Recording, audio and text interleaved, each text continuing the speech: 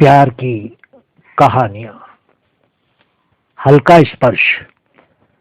एक दुर्घटना से पहले राजेश बहुत ही सुंदर नौजवान था, लेकिन दुर्घटना के बाद, चोटों के ठीक होने के बाद, उसका चेहरा लगभग कुरूप ही दिखने लगा था।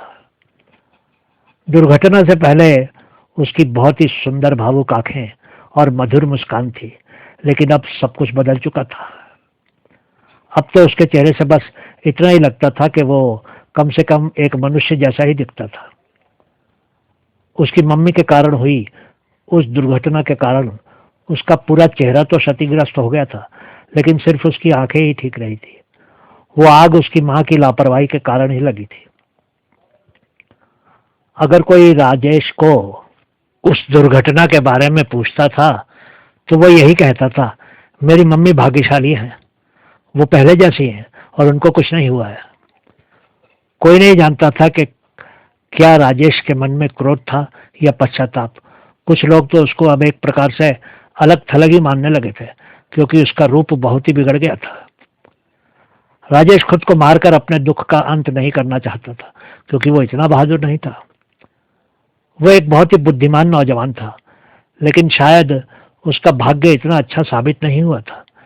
फिर भी उसकी मां उसके लिए शक्ति का प्रतीक थी। उस दुर्घटना के कई दिनों के बाद मां के दिमाग को कुछ हो गया था और वो इस दुनिया से चल दी थी। उस दिन बहुत बरसात हो रही थी और उसकी मां रसोई में खाना पका रही थी। तभी उसने आवाज लगाई थी, राजेश, अब मैं क्या करूंगी? गैस खत्म हो गई है और वो गैस वाला दूसरा सिलेंडर अभी तक नहीं लाया है। मैंने तुझे कहा था कि जाकर पता लगा ले वो गैस क्यों नहीं लाया। तू हर बार की तरह ही भूल गया था। राजेश जानता था कि अब उसकी मां बोलना बंद कर नहीं करेगी और उसको ही बुरा भला कहती रहेगी, क्योंकि गलती तो राजेश की ही थी, इसलिए उसने कुछ नहीं कहा। फिर भी वो रसोई में गया। मां, मुझे बैंक का टेंशन था इसलिए भूल गया। बैंक में पैसों की कुछ हेराफेरी हो गई थी और हम सबसे पूछताछ हुई थी। मैं उसके बारे में ही सोच रहा था। तू है ही लापरवाह, अब बहाने मत बना। आजकल मैं देख रही हूँ कि तू एकदम अकेला ही रहता है और तू पहले जैसा सक्रिय नहीं है। अब समय आ गया है कि तू निश्चित कर ले कि जीवन में क्या करना है। फिर उस मंगलवार के दिन राजेश के जीवन को हमेशा के लिए ही बदल दिया था। दिन किसी भी और दिन की तरह ही शुरू हुआ था। उस दिन गैस खत्म हो गई थी और घर में कुछ मेहमान आने वाले थे। दोपहर के खाने पर राजेश बैंक में नौकरी करता था। राजेश ने भी अपने कुछ दोस्तों को लंच के लिए बुलाया था, क्योंकि उसकी नई नई बैंक में नौकरी लगी थी और वो साथियों के साथ खुशी मनाना चाहता था। राजेश की मां किसी निजी दफ्तर में ऑफिस असिस्टेंट का काम करती थी और उसको ठीक ठाक तनख्वाह ही मिलती थी, लेकिन वो तनख्वाह इतनी भी नहीं थी कि खुलकर खर्च किया जा सके। राजेश की नौकरी का परिवार के लिए बहुत महत्व था। उनको काफी ऋण भी चुकाना था। राजेश की मां जानकी ने जब गैस खत्म होने की बात बताई तो राजेश ने सोचा कि पुराने मिट्टी के तेल वाले स्टोव को ही जला दिया जाए। स्टोव कई वर्षों से प्रयोग नहीं किया गया था, इसलिए राजेश ने पहले उसको खोलकर साफ किया और फिर मिट्टी का तेल भर दिया। वो स्टोव में हवा भरने लगा। उसने स्टोव जलाया, लेकिन आग तुरंत ही बुझ गई।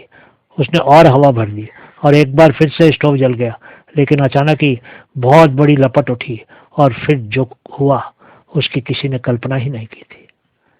स्टोव एक जोरदार धमाके की आवाज के साथ फट गया और हर तरफ आग ही आग हो गई। राजेश ने कुछ ज्यादा ही हवा भर दी थी। आग की लपट ने राजेश के चेहरे को अपने लपेटे में ले लिया और वो तुरंत ही बेहोश हो गया था। जब उसको होश आया, वो अस्पताल में था और उसके चेहरे पर पट्टियां ही पट्टियां बंधी हुई थी। बस उस दिन के बाद ही वो और भी अकेला हो गया, क्योंकि उसका चेहरा काफी विकृत हो गया था। कुछ दिन के बाद राजेश ने फिर से बैंक में जाना शुरू कर दिया। पहले तो दफ्तर में काम करने वाली सभी लड़कियां राजेश के नजदीक आना चाहती थी, लेकिन अब सब कुछ बदल गया था। एक जवान स्कूल टीचर उस दिन सुबह सुबह ही खाता खुलवाने आई, लेकिन राजेश का चेहरा देखते ही दूसरे काउंटर पर चली गई। अब तो उसके लिए बैंक में काम करना भी मुश्किल होता जा रहा था, क्योंकि पहले उसके दोस्त और खासकर लड़कियां उसके पास आने के बहाने खोजते थे, पर अब वो दिन भर अकेला ही काम करता रहता था। जब शाम को वो घर से बाहर घूमने निकलता था, लोगों को अपने परिवार के साथ घूमते देखकर उसका मन उदास हो जाता था। इतनी भीड़ में वो सिर्फ खुद को ही अकेला मानता था। हाँ, सिर्फ रात को सोते समय ही उसका मन कुछ शांत होता था। एक रात को वह जल्दी ही खाना खाकर सोने की तैयारी कर रहा था कि तभी दरवाजे पर दस्तक हुई। वो सोचने लगा कि रात के उस वक्त कौन आया हो सकता था। शायद बैंक से ही कोई आया होगा। वो उठकर दरवाजा खोलने चल दिया। बाहर एक सुंदर लड़की खड़ी थी और उसकी तरफ देखकर मुस्कुरा रही थी। राजेश ने उसको पहचान लिया, क्योंकि वो वही लड़की थी जो कुछ दिन पहले बैंक में खाता खुलवाने आई थी। राजेश ने पूछा, आप कहिए, कैसे आना हुआ मेरे घर में? अंदर आइए ना, काफी रात हो गई है। वैसे तो शायद कुछ देर में बारिश भी शुरू हो जाएगी। जैसे ही वो लड़की अंदर आई, चमेली के फूलों की बहुत ही मादक सुगंध चारों तरफ फैल गई। राजेश ने देखा, उसने कुछ चमेली के फूल अपने बालों में लगा रखे थे, लेकिन वो हैरान था कि उन फूलों से इतनी अधिक सुगंध कैसे आ रही थी। उस लड़की ने अंदर आकर बोलना शुरू किया, मेरा नाम नीना है, मैं आपसे बहुत प्रभावित हूँ राजेश। मैं नहीं जानती कि मैं ये कैसे कहूँ। शायद मैं मूर्ख ही लगूंगी, लेकिन मैं तब से आपको देखती थी जब आप सुंदर लड़के हुआ करते थे। अब अगर मैं आपके आज के चेहरे को पहले के चेहरे से मिलाती हूँ तो मेरे मन के भाव और भी सुंदर होने लगते हैं। मैं आपको तब से प्यार करती हूँ जब आपका चेहरा बहुत सुंदर था। मैं नहीं जानती कि मुझे आपकी किस चीज से ज्यादा प्यार था, लेकिन वो चीज सिर्फ आपका सुंदर चेहरा तो नहीं थी। अगर ऐसा होता तो आज मैं यहाँ नहीं आई होती। मैंने आपके रूप को पसंद जरूर किया था, लेकिन मैं रूप की दीवानी कभी भी नहीं थी। आपका व्यवहार सबके साथ बहुत अच्छा था और आप सबसे बहुत मीठा बोलते थे।